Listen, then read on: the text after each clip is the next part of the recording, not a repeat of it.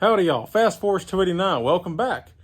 We're working on my 351 Cleveland, the project engine build that I'm doing. So I just came across something real quick that I wanted to shoot a real quick video on and show you something because I thought it was pretty cool.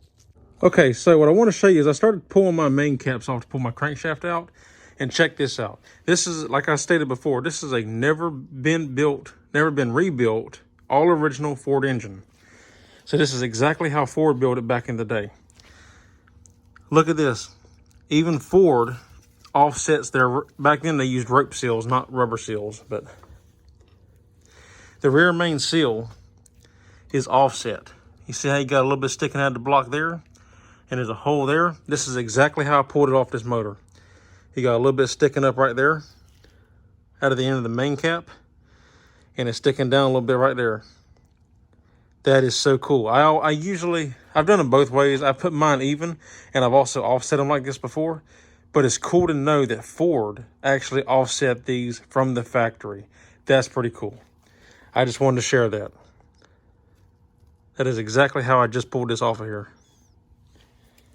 And here's my other main caps. And you can see, like, this motor, again, to state, like I said before, this motor has no miles on it.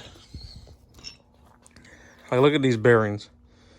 You can't even see the copper showing through yet. They still have the silver coating on it.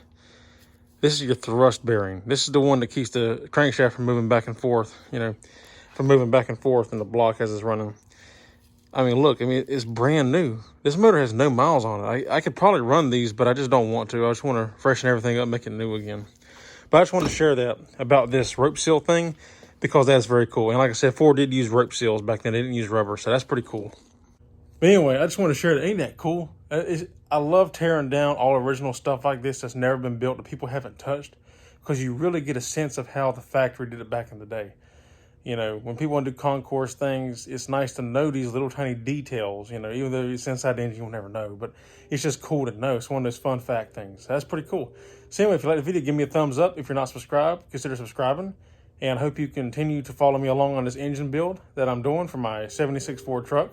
And yeah, so that's all there is for this one. Until next time, I'll see you in the next one. Take care.